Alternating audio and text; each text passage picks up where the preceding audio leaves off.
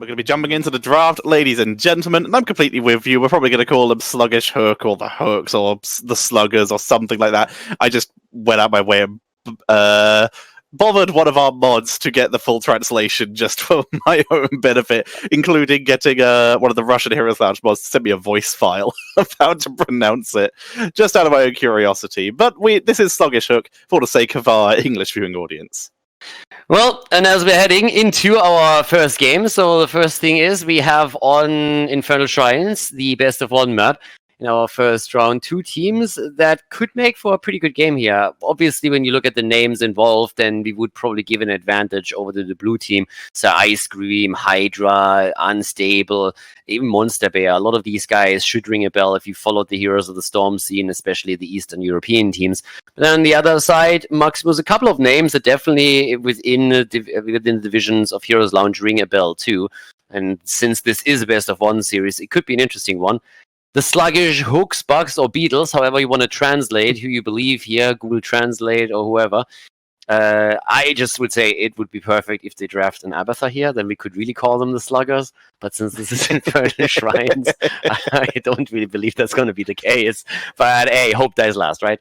Okay, here's the next level. Stitches and Abathur. Clone the Stitches, hook 4 targets with shish kebab. Yeah, okay. The Sluggish Hooks. I mean, honestly, we've seen a couple of potential new combos coming now up since the Spotlight of May was just released, and there is so much stuff that you can do with that. I mean, Medivh, May, you just like portal behind someone, go for a little bit of a surfboard action, and then it's snowball time. So we've seen a few of those plays already tried out in try mode by players who are like, yeah, this is a little bit weird. This is like an ETC with the power slide and then haymakering someone and being able to do it to multiple targets at the same time. So I expect that there's going to be some chaos once that the Heroes is actually hitting the Nexus. But yeah, there's a lot of stuff that in the future could definitely change things up a little bit here. Oh, no. Falstad coming in at level 1. It seems that someone has been learning from Chris as we see that picked in. This is a pretty reasonably sized map, so there is a lot of ability to split soak before objective, so it's still a sensible choice. And that ETC slipping through. ETC and Johanna are the top tanks at the moment, so seeing ETC taken is the more aggressive of the two choices. It wouldn't be too surprising to see ETC go brr. Also, it's just cool to see the denial pick, as there is the Johanna.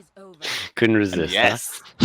I couldn't resist. This I like as well, and they couldn't resist that. Cassia is slowly creeping up in priority. Now, we should say that Sluggish Hook are the favourites going into this, but Cassia has slowly been creeping up in terms of priority as people are getting used to her new buffs. I'm excited to see how she does in this game, because this will be one of her, about her second game we've casted in Method Mayhem. So are we settling on Hook here? Because Google Translate went for Bugs and Beetles, and that seems with slugging a little bit like more down. But like, I'm game for Hook Hydra. too. I asked Hydra, and he said Hook. And I also asked the Russian mod who said Hook. So we're going to go with them. But then I'm really mad that we don't have a Stitches here. So, I mean, Agreed. Boys, come on, like, step up your game. Like, what's happening? It could be off-lane ETC. Yeah, if they live in 2019. Stitches. I wouldn't mind, but yeah. Nah, it's the pick for the final, you know? It's like they're mind gaming everybody. It's the final pick. Once they make it to the final, then we're going to see that in action. No, but for Infernal Shrines, you start this off with Johanna. You have Rhaegar too, so Lightning Shield already for the additional AoE. Johanna, Eternal Retaliation on level 4, and just the Condemn alone, great for control here. Then the Cassia, as you pointed out, a little bit more now, but that's a hero that I could, for example, also see played a little bit more by Quacknix. They got Kane for even more control right down the alley when we're talking about the Eastern European teams here, and we got the Janitor in the house as well. Fair amount of CC on both sides now, good control also with ETC, power slide, a bit of zone control. They need a second damage dealer here, but yeah, both teams definitely drafting for the map at this point, as they should. With the attempted support choke from ETC go brrr, they left the Deckard Cain up. Deckard Cain and Stukovs are the two perceived counters to Bloodlust compositions, which it looks like we might be getting with Greymane coming in here. So we have now quite a lot of peeling and counter Bloodlust here. So maybe we'll see a swap to Ancestral due to the fact that we have Gust, Face Melt, and Stay a While and Listen, all abilities that can shut down a Bloodlust hard engage. Yeah, also Greymane and Thrall. Wow, that's a pretty weak frontline that they got there. A lot of damage, obviously.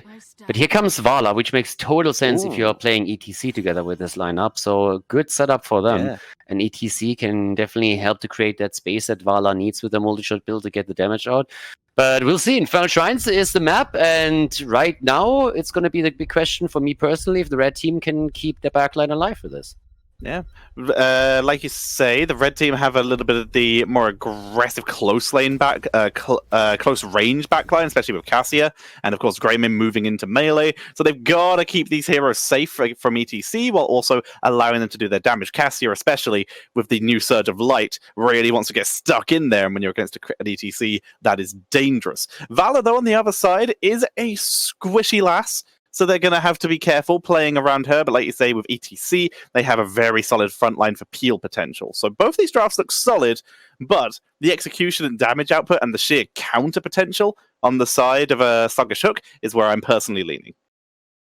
Yeah, I think that they are just like way better when it comes to that setup, just simply because Thrall at the front line is going to be a real problem for them to keep alive. So that's a little bit of an issue that they will definitely have here.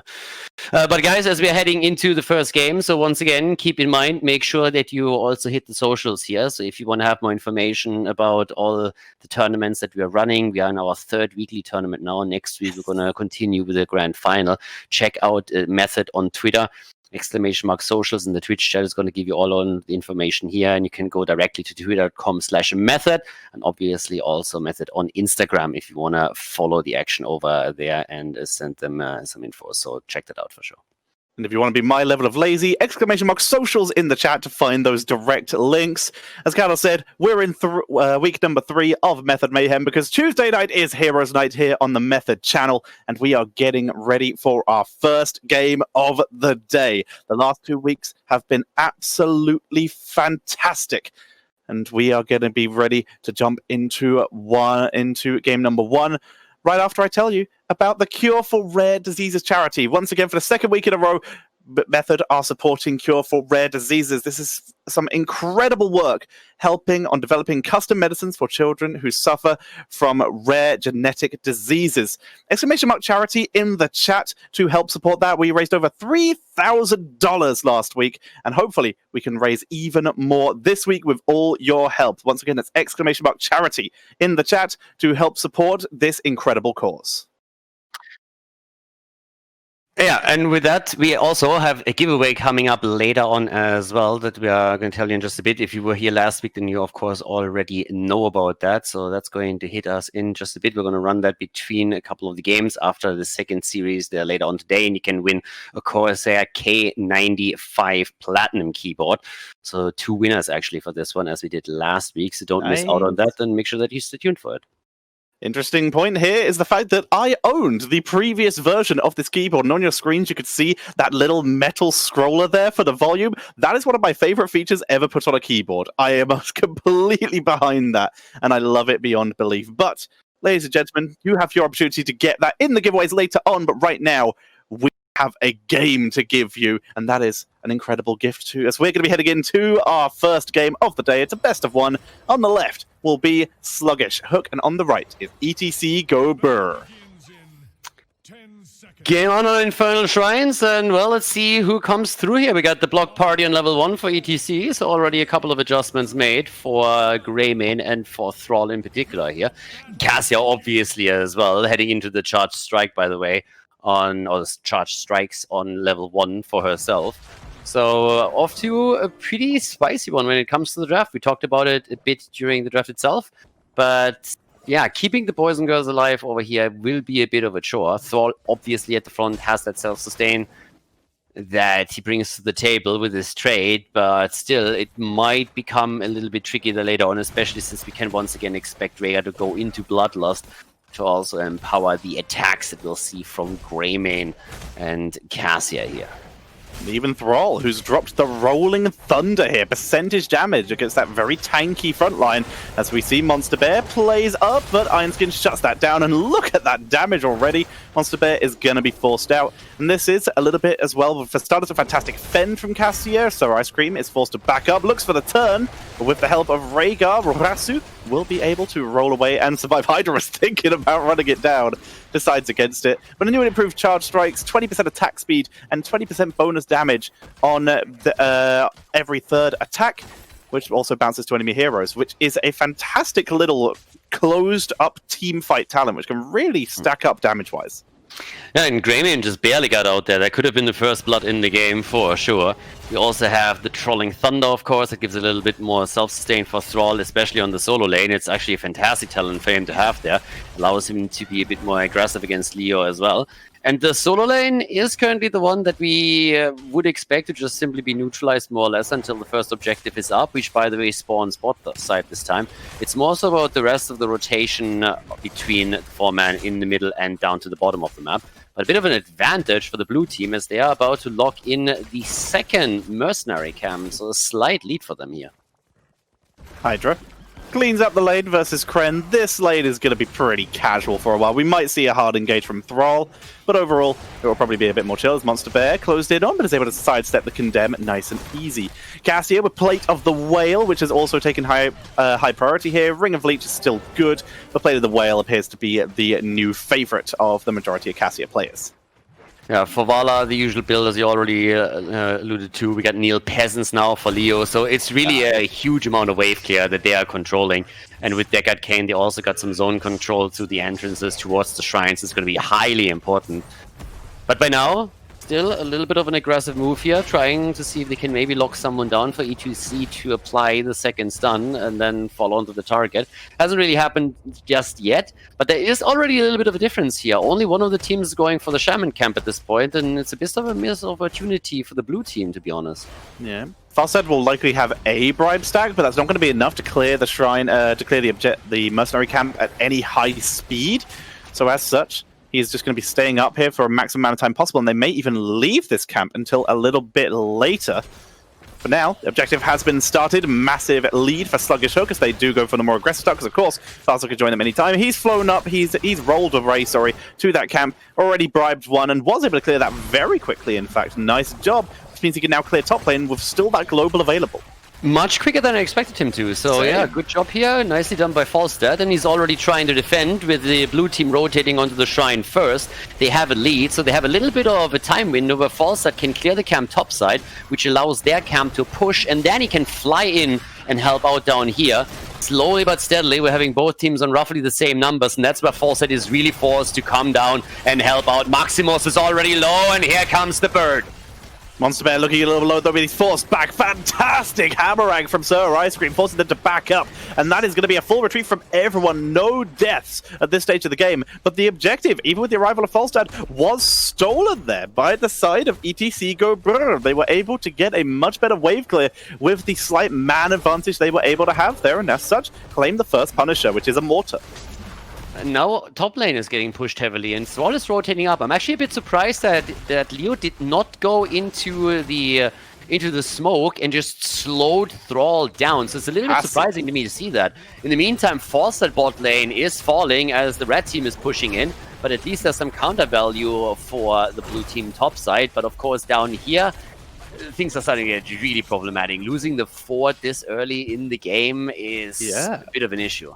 This is crazy. Everyone looking at this, seeing Sluggish Hook expected to maybe get the lead here. And already ETC Go BRRRR are playing fantastically here. Top lane was D-push. They got a fort. They got the kill onto Valor. We're starting to see the value of new Cassia with that Surge of Light, massive AoE damage, and is basically a ranged assassin who you play like a bruiser. And that's what we saw there with that just running down of Valor. Fantastic to see here as mercenaries are being picked up by Sluggish Hook. Yeah, it was just from the timing side a little bit misplayed by the blue team. I mean, it wasn't really too bad, but missing out on the objective and not getting enough value out of the top, that's definitely a bit of a problem. The fight down here, on the other hand, it could change things. ETC already sliding over, but the camp gets still stolen. And that's a solid lead now that gets established by the red team. So they are doing fairly well here.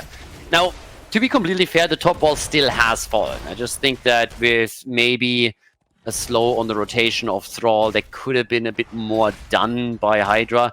Be it as it is now, though, we still have them in a situation where they pick up their level 10 ability in time. So this is where the real action starts up. It's pretty much dead even on it. and the next shrine will spawn mid-side. So this is the next one that we're going to see them fighting over. Waves being cleared up with heroics available, like you say, so that next shrine is going to be a big deal. They can get cred here, which they entomb. Lazi drops the Earthquake to try and sustain him with that Frostwolf Resilience, and he gets from the ticks, but it's not enough. That's going to be the 4-man gank and the Earthquake cooldown. 100 seconds worth of cooldown will no longer be available. That Earthquake, that's one of those panic ults where you think you can maybe sustain yourself through it if you just use it, but that's a huge mistake in 90% of the cases, and this one is no exception. They're also going for the Gust, and it seems like we have another kill following the first one. Yeah, Greymane goes down, and they are on the chase, so the Hook's not so sluggish after all, as it seems, picking up 2 quick kills.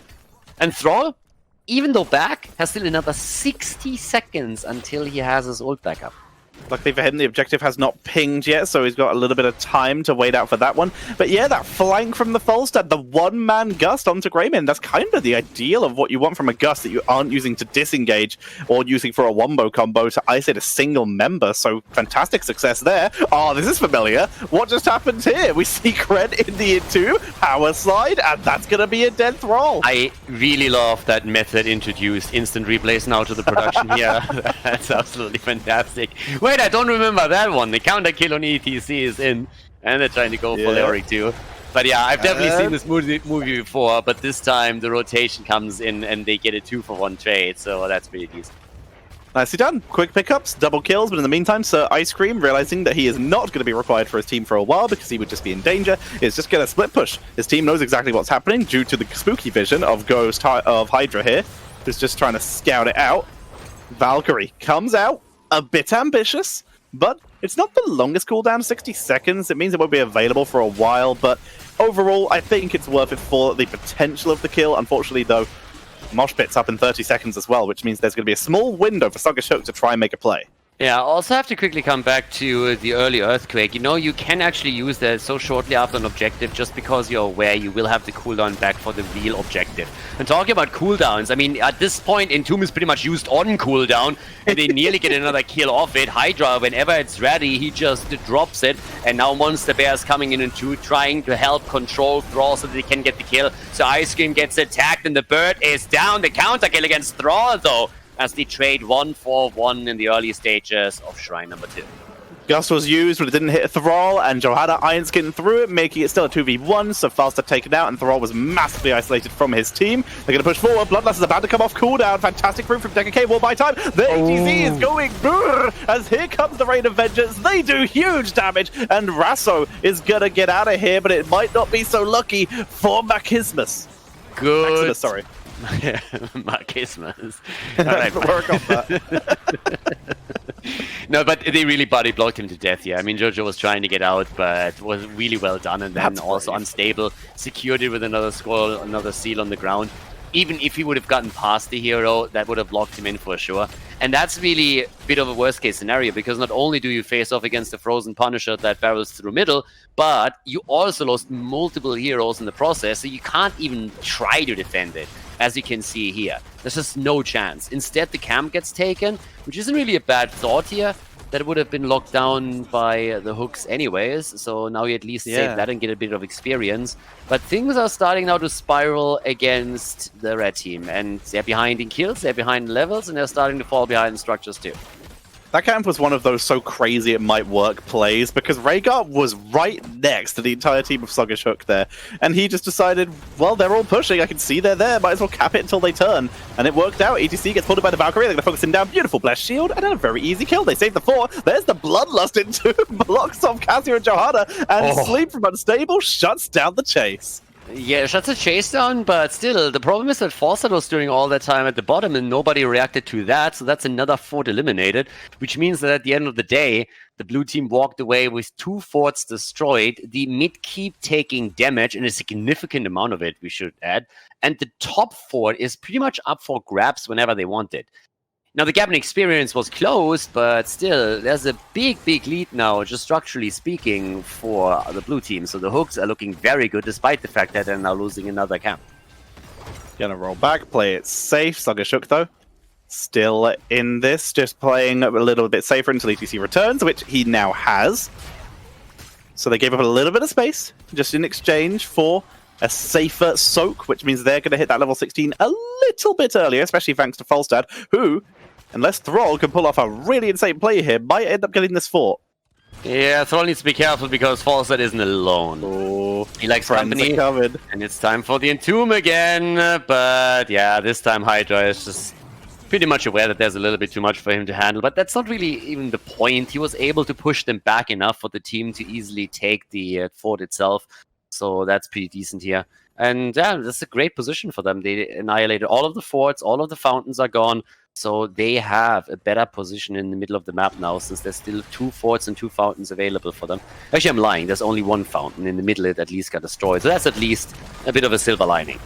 Hydra going to Entomb there, tries to get Johanna, who Einskins her way around. Mosh Pit coming out, though it is interrupted this time. There's the Gust for the disengage, because they this hasn't worked, Bloodlust has been used. They're going to chase it down, though. Monster Bear will get popped. Rasu blows up Hydra. There's the Valkyrie. Beautiful play on the perfect target as they get the Valor. Ice Cream will escape, Unstable will escape, and that's a 3-for-0, Caldor. That's really good team fights that they're showing here now. If anything worries me, then it's more so the macro level, but when we're talking about those team fights, they do really, really well here. Maximus with the Blessed Shield, then the Valkyrie, of course, to finish the final hero off then as well.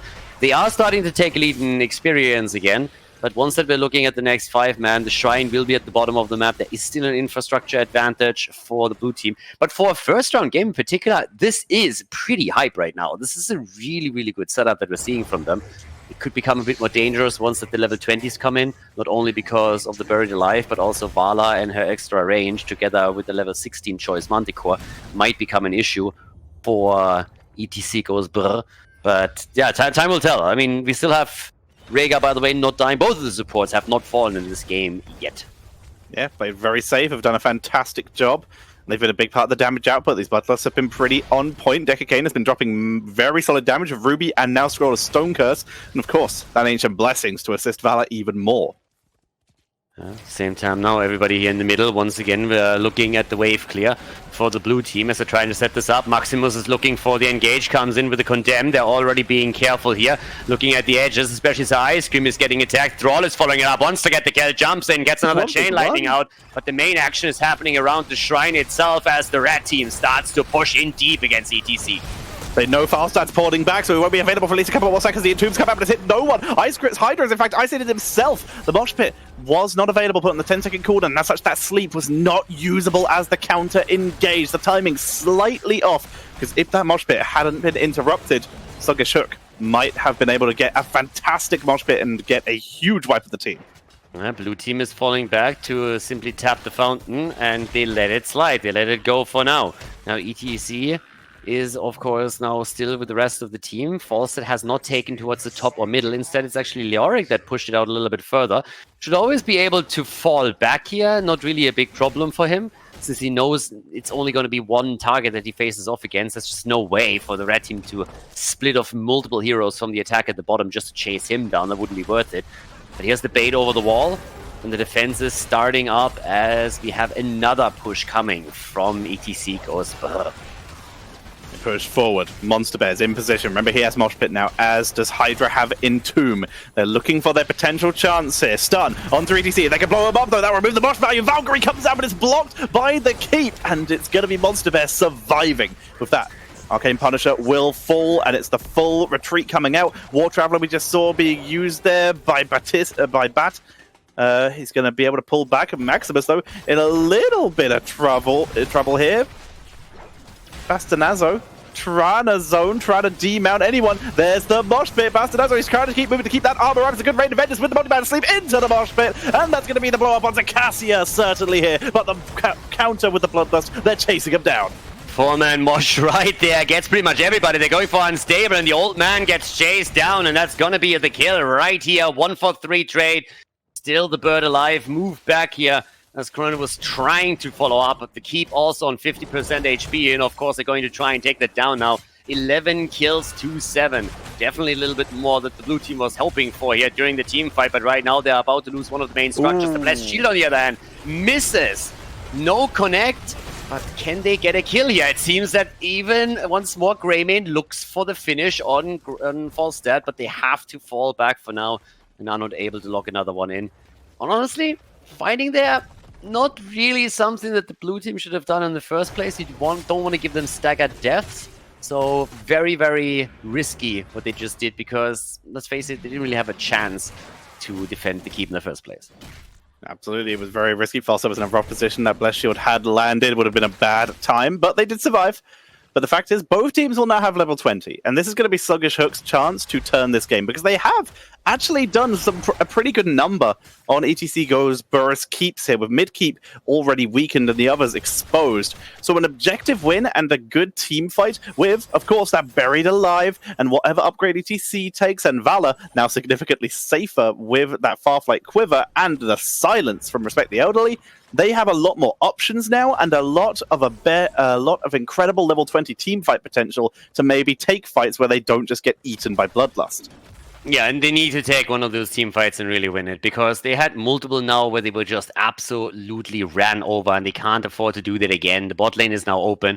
There's a bit of an attempt to move in here. ETC sees it. They're trying to hold it, and ETC is securing the space as best as he can. Iron Skin is out. There's the slide, patiently played. They're going for Maximus, but the bullet against ETC as they're trying to go for the K-Line. It's Cassia, who dies first. Castle away. The Entomb is also out there. They're trying to make a move for Reka. Can't kill him. The Earthquake is already in play as Razo is trying to jump in for ETC, but he slides back out, and that puts Maximus in danger. Another Iron Skin saves him for just another second, but he's a little bit split from the rest of the team as Falstad is trying to go in with another boomerang. Goes in, and a mosh pit against 3, and Vala comes in and cleans it up. The death mosh as well. What a slaughter. Greymane, the last man standing, and that's a 5-man wipe, as we have the Sluggish Hooks going for the victory in the biggest battle of the game.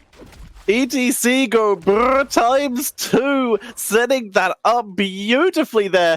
And Johanna lived far longer than I expected thanks to that Bloodlust. She chased ETC down right into the trap, and it was beautiful. The double mosh pit to set it up. The Earthen Shields bought time, but not enough. And this keep is gonna go down, and they're gonna try and use Substituty to take down the core. The keep's doing some really good damage, but with Valor and Falstad, they're not going for core. They're gonna try and get the objective and push in with that. Yeah, they didn't have a minion wave pushing through with it initially, so they took too much damage here, and they're low in mana as well. So the Shrine is activating, and they know that with the Shrine also topside now, their best chance is just to get the safe lead and play this as secure as possible. There is still the mid-keep, of course, so you can bait it over a little bit, but this has taken damage as well. So this is the safest play that they could possibly make in that situation, because they're guaranteed to win the objective if they just leave a couple of heroes there. The only thing that they have to make sure of is that nobody gets picked off as they're pushing in. So just play it as a 5-man, Falstad pushes out the bot lane a bit, and now that they have vision also of the opponent's team, then they know that there's not going to be a backdoor attempt. Yeah, this is the one moment now with that backdoor not happening. Falstad needs to re-enter here as the Earthquake comes down. ETC, remember, he still has Death Mosh. They're going to try and chase him down. They really want it. Falstad lands in, Gust into the fort range, but it's Johanna tanking the shots here. The other shield is keeping everyone else alive as Maximus is going to use the speed boost from the Bloodlust to get out of danger, as Bastinazo will get the first and only kill of that fight. Yeah, it's not going to matter too much unless, of course, the red team can snag the objective away, and that shouldn't really happen given the circumstances, but they're trying to zone them out as best they can. Hydra can, of course, provide the vision on the Shrine itself, which is all that he has to do at this point. Allow Falstad, for example, to get a boomerang through, and they are already pushing them back. The bird comes in, 39 out of 40, and that should be an easy one. And Leo is going to be back soon. The old man, on the other hand, gets grabbed by the Valkyrie. ETC sliding in again, goes for the mosh and hits another one. The dog is dancing. They're coming in. The objective, the Punisher, is having a little bit of a part in the party too. Jumps in for the stun. ETC might fall, but this is still nasty for the red team. Their death mosh kill against Thrall, and they're going for Maximus to finish what they started. What time they're trying to hold, because there's 2 catapults heading for core, but Falstad is porting it back to base. 3 catapults, in fact. The core will take damage, but not as much as ETC goes BRRRR. Another fantastic mosh as it just came off cooldown. Monster Bear with some insane plays with the Punisher on the core. That is going to be game, and we will see Sluggish Hook will make their way on to the next round. 73,000 damage on Vala, top damage in the game. Greymane coming in as a close second with 67k. But a great finish here, 17 kills against 14, and a fantastic first map, honestly, in this tournament. GG and well played. as Sluggish Hook locks in the victory in Infernal Shrines. Nicely done. That was insane. A fantastic finish, but I'm going to be honest. ETC go BRRRR. What an early to mid game. That was mental. Played insanely well. But yeah, we're jumping to the draft now anyway, so we'll find out what we're getting here. And yeah, game number 1, Volskaya Foundry. So let's see, SOMSIEDZI going up against PEPEMLADY. So we got 2 Polish teams going up against each other here. And let's see what we're going to get as the first bans. As we said before, we would expect something like Ana to be banned out. That would be one of the big ones. Question is in which position. And then also always the question, are we going to see some targeted bans? Maybe Blikidney gets banned out. Maybe we got a ban against Podibos in particular. There's definitely a couple of options of what you could go for at the beginning. But it's first pick, first ban on the side of PEPEMLADY, and they get rid of Garrosh. SportBilly had a reputation in the final days of HGC to be an absolutely insane Garrosh player and single-handedly demolishing teams. So yeah, this is still a good ban against him, and they're already nipping away at Wilkie's hero pool by banning out Johanna. So tanks are getting focused by both teams as we start this off. Yeah, Johanna and ETC definitely the WillQ's top 2 tanks, and Nubarak appears to be his go-to after those 2, so it's be interesting to see if they lean heavily into that double tank ban, which would, of course, however, as we mentioned before, leave up Ana and Li Ming if they wanted to set up that combo. And Cassia, we saw in the last game, even though it didn't win, I think it did absolutely fantastically. So cool to see that banned out here, but here, PEPEMLADY have been left, both Ana and Li Ming, but they only get 1 pick here, as ETC it was banned away. They're really, really targeting Wilkie here. I mean, you can really tell. They are just simply homing in at the front line, just saying, like, yeah, pick whatever else you want. You have only 1 pick anyways. We can pick the rest away. But they are trying to force them to maybe even go into a frontline pick early, which they don't do. Instead, they're going for Rhaegar. So now there's multiple ways on how SOMSIEDZI can actually play this. They can either go for something along the lines... they do neither. They could have gone for something along the lines of maybe getting an Ana for themselves, then playing, let's say, with a mage, getting that Li Ming, for example, in. They could have even tried to just pick another frontliner to limit the options of PEPEMLADY even more. But they go for one of the heroes that Link excelled with during the HGC time, with Deckard Cain, and great zone control, as we just saw on the previous map, Infernal Shrines, and the Sylvanas that we highlighted already a little bit earlier. So a good start for them, but not quite what we are seeing from most teams right now on this map. So yeah, no Li Ming style here. We're actually leaning more into Tassadar, who I think the likelihood of it being so low in the stats here is it's been banned quite a bit against, I suppose. So cool to see him leaning this side with Rhaegar on the board. It still gives him that mage and poke prowess, but without having to rely on not being as useful in a Bloodlust composition, which is what they will likely be leaning towards. So they have that Archon potential. Again, as we mentioned in the last game, there is the Stay a While and Listen as a counter for that, but as we saw in the last game, there are ways to play around that.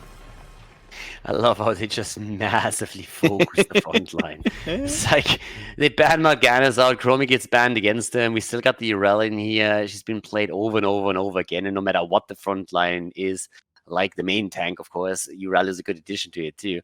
But it's just incredible to see. You mentioned earlier the Nubarak as a possible pick for Wilkie, and that's still, of course, true. Nubarak plus Urel was one of the very popular picks, especially in the Korean meta for quite some time in 2018. Yeah. But we got, first of all, SportBilly on Muradin, and we got Leo together with that. Again, good wave clear, not so much on the main tank, but for Leo, of course. It's a really nice hero that can still rotate between the lanes. But now, the bigger question, what exactly is Wilkie going to play? Because his options have been heavily limited. Ooh. Yeah, and he's going to go for the Tyrael, which is, there's the differences we're talking here. From this roster of PEPEMLADY, the Wilkie has played heroes like ETC and Johanna 20+ times. He's played Tyrael twice. 4 times. Yeah, but it's significantly less here, but it is, I think, a little bit of a safer choice here, because obviously Bloodlust Sanctification, we've talked about that in the past, even back to Cup number 1 and before. So I think this is a safe, solid choice. Well, it's a difficult hero to play, honestly, and if you're up against a good team that really syncs their abilities up properly. So I'm not sure if that works out the way that they want to, but it's a dangerous combo considering that they have Rhaegar and Greymane together with it, because that's really the crux of it. Those 3 together are just insane. But here comes Tracer for DAB, so yeah, Volskaya Foundry, good drafts on both sides, and a lot of threat potential if executed well. Tracer for DAB, always an insane pick. Oh, now yeah. going up, of course, against this trio that we have for PEPEMLADY. That will be more than a little bit interesting if they can execute that properly on the Shrine fights. There's no hard point and click CC here for Tracer, and there's very little ranged auto attacks that can really track her. So it's going to be a little hard to deal with her. They've got to stay on top of that. Greymane might have to stay in ranged mode a little bit more. Tasta, of course, can track her for a little bit with the slows, but DAB is already one of the best Tracer players in the world. So seeing that with so little hard counters is already very scary. So I'm excited to see how he does.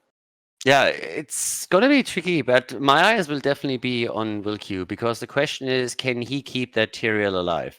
And a good Tyrael player is going to demolish your team, but at the same time, if you compare him to other tanks, he's a little bit more on the squishy side. He's more agile than other tanks, but with good focus, he can be put under a lot of pressure, and that can really start to ruin these combos that you're trying to set up if you're playing with that Sanctification, Bloodlust, Greymane style. But if they can properly execute it, then it becomes problematic. So it's a very powerful draft.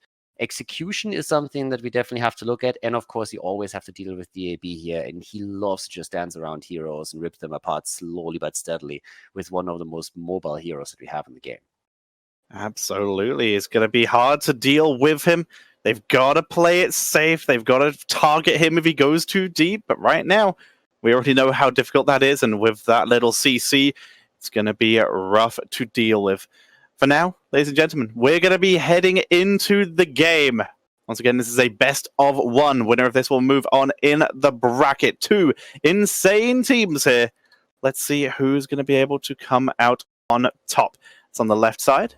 It is going to be, of course, as we've mentioned many times, PEPEMLADY, legendary team, but a lot of returning players that have done so well in the brackets in the previous cups. It is SOMSIEDZI.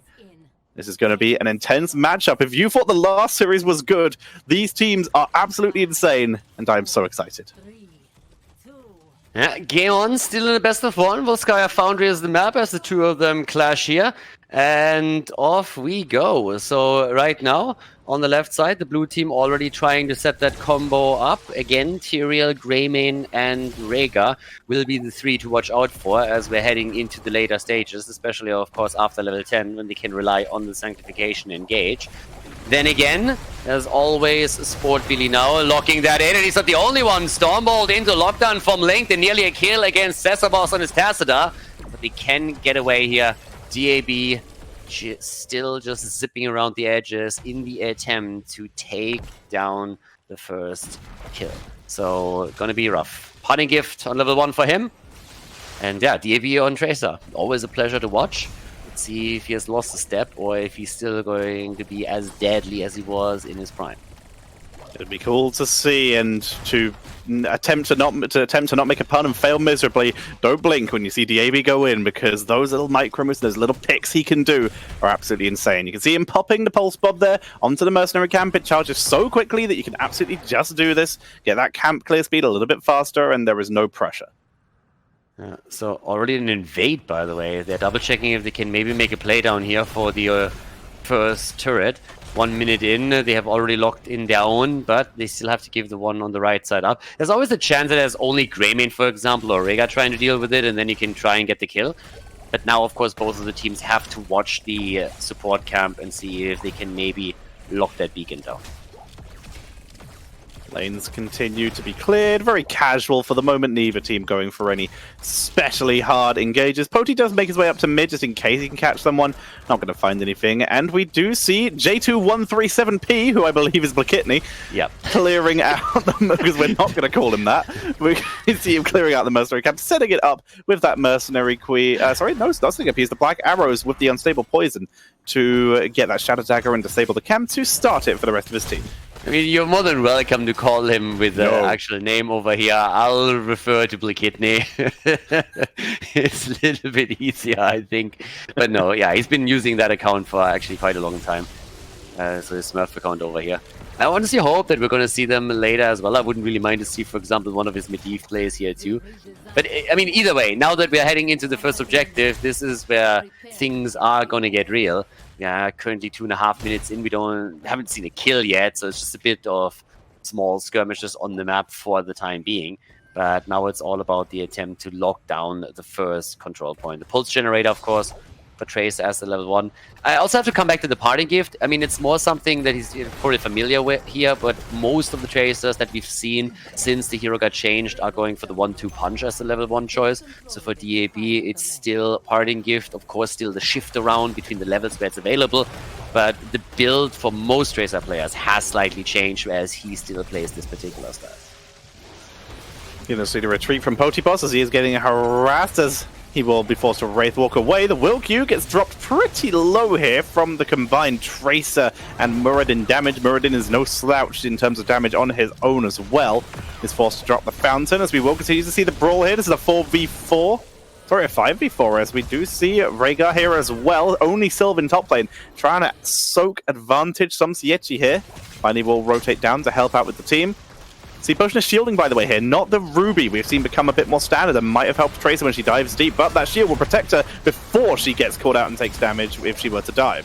Good damage from Blikitny. Bomb comes through. They're trying to go for Will Q, but they can't take him down, and the wall is already out, but Spilly jumps out. Well done by the red team regardless. They take the first objective, have the Protector, and can now simply go for the wall in the middle before rotating topside, where we already see Tacita plus Rhaegar in the attempt to simply push this out.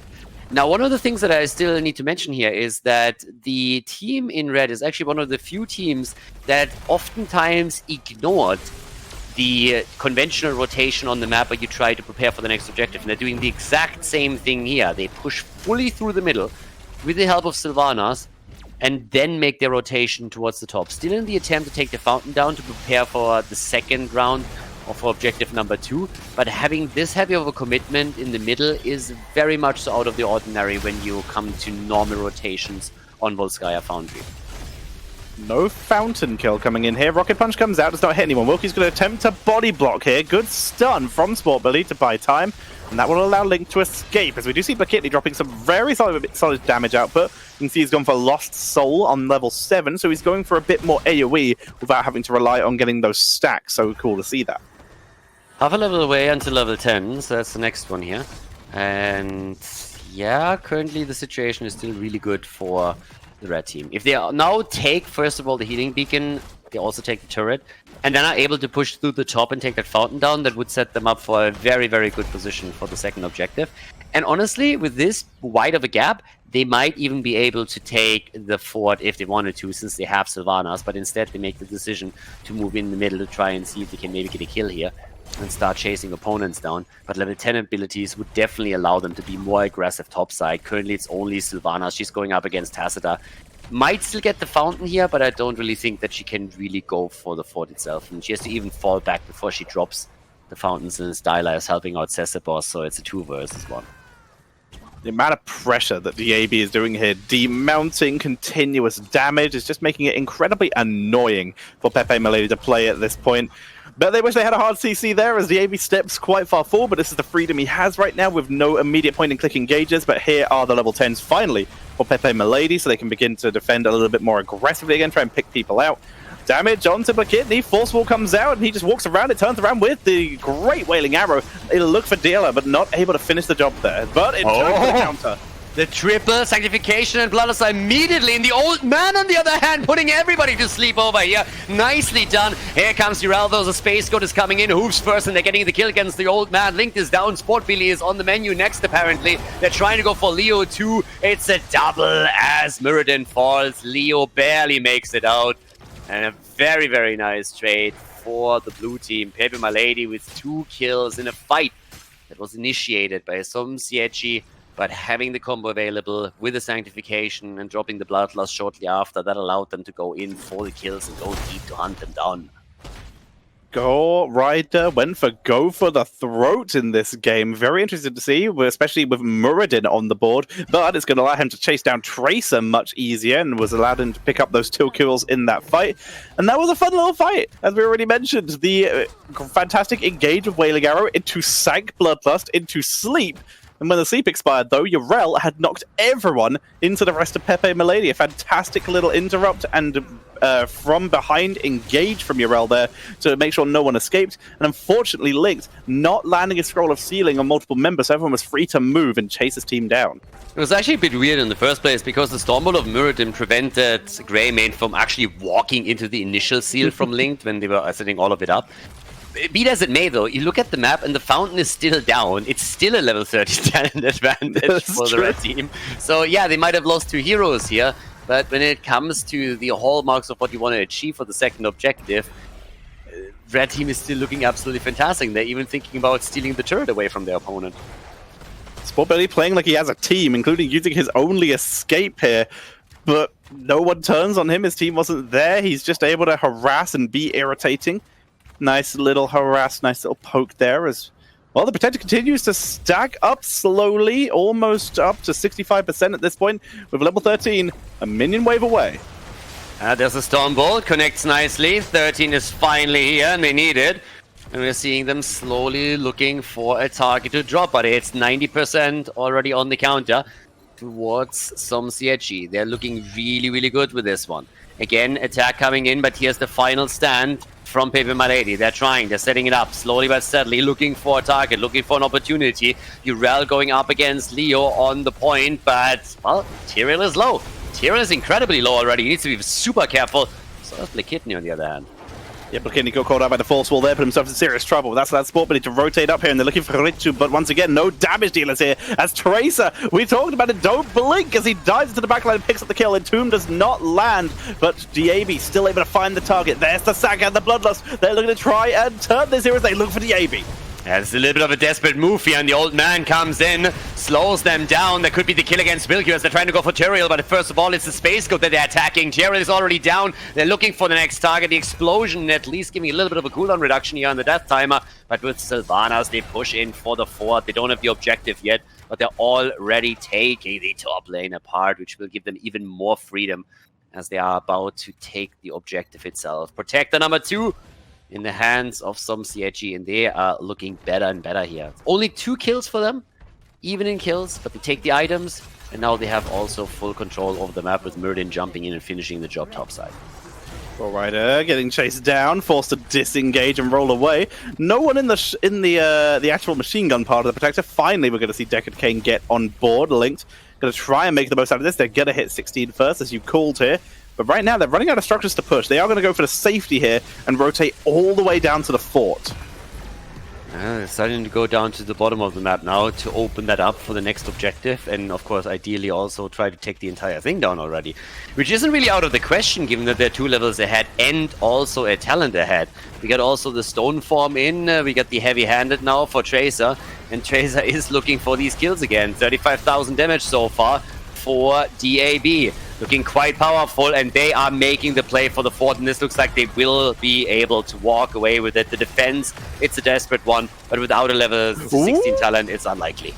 They get the rocket punch onto Rhaegar. The Protector engage. The Sank is used for potential re-engage, but it gets nothing here as Vilkyu is going to boost everyone out of there. They do not want to take that engage without Bloodlust, and there goes the 4. Here comes the Entomb, and Gore Rider is about to go on a merry old escape path, but he just gets blasted with the stay a while. Vilkyu might go down too. Yeah, the old man comes in, again, locks them down, and now they get another Stormbolt connect from SportBelly. So this is just looking better and better for them. With the help of Sylvanas, they're pushing through the bottom wall already, a little bit at least, taking the tower down to 50% HP.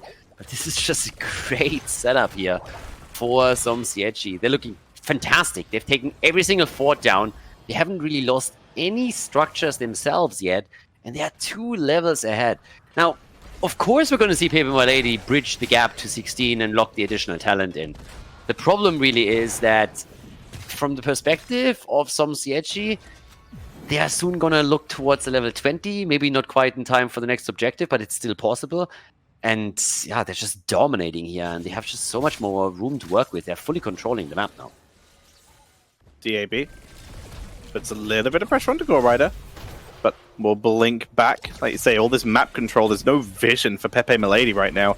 Yorel's trying to change that in the bottom lane, which is where the next objective will spawn, but she can't step up too far, because guess who just lost vision? All the minion waves are pushed up, so suddenly the entirety of SOMSIEDZI has disappeared until now, when they look for the engage. Stormbolt is sidestepped, though, by the Wilq. Nice job. Zoning Stormbolt from Sport Billy here, controlling the space of the map.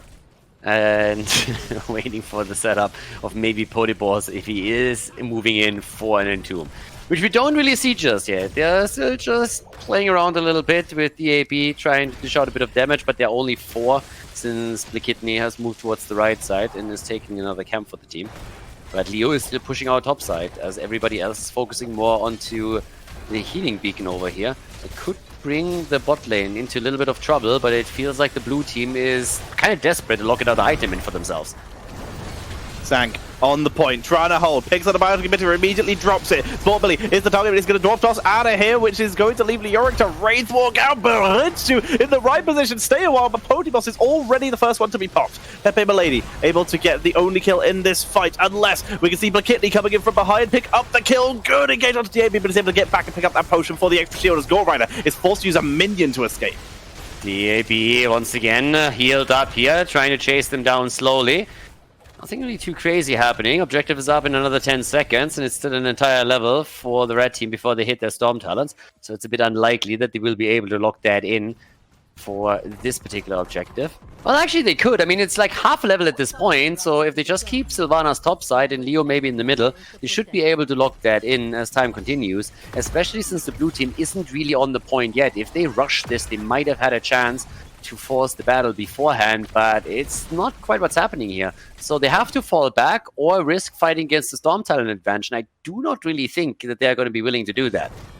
This is smart. Sylv trying to force their hand, force the retreat as Potibos gets caught by the Sapphire here. Will get popped once again. But with Sylv up here, she knows the rest of her team are in bot lane with half health and all the members of PEPEMLADY, even with a 2-man advantage. They don't want to take any hard engages here, but they might get themselves caught out. Now with Sylv in top lane, they are forced to react to her, which, as you said, gives time for level 20 for SOMSIEDZI and the objective, most likely. Yeah, it's just macro play right now. You want to always trade. If anybody dies, you want it to be Leo. He's going to spawn on site. He has no travel time from the Nexus, and he can also, of course, like speed up the death time a little bit by simply connecting the drain and playing Austin's Renewal. So there's a lot of things that work in their favor here. So as long as you just trade Leo, you're totally fine. And with Sylvanas pushing top side, there's no real way for objective control on the side of PEPEMLADY. So that's a solid performance here from SOMSIEDZI, and they are now again on the point. Billy is having some fun with the conveyor belt here. 68,000 damage by now on Tracer's side, but this should cost them a keep. Question is, can they core? Third objective doesn't really happen all that often anymore. It all depends on whether or not they can lock in a kill as they are pushing for the keep. And with that 20 advantage locked in for a while here, they're looking for Tyrael, who will be the hero who can stop a hard engage. They silence him out with the chase and try to finish him. Sylv even uses the Haunting Wave, but they can't do it. Here comes the Sable onto the 4. Black Arrows for good measure. They get a stun onto Greymane. Good Bloodlust for Speedboost to get him out, but Bolt of the Storm, Blakitny guarantees the kill, and that might guarantee a core attempt from SOMSIEDZI. Greymane is already down. Okay, Keep is gone, and now the opportunity to simply go for the core. 20 is still not there, and they got the items, and here we have it. Already dropping the turret, trying to go for it as we speak. We still have the Sanctification, and they're trying to use that. Well, not yet. The core is falling on the other hand, so that's starting to become a little bit of a problem. 50% as we speak, and there's just no way. They have absolutely no chance of holding this. This is a victory for SOMSIEDZI as they move on to the next round of Method Mayhem. GG, well played. GG indeed. Nicely done. I just want to point out that they just did a driver swap in the Protector so that they could get everyone out, drop the biotic emitter so they could heal up so they'd be full health going into the core race because they knew the other person would still be dead. That's pretty clutch. I really like that. So that they were all at max, just increasing their chances for maximum core race potential. That was really cool.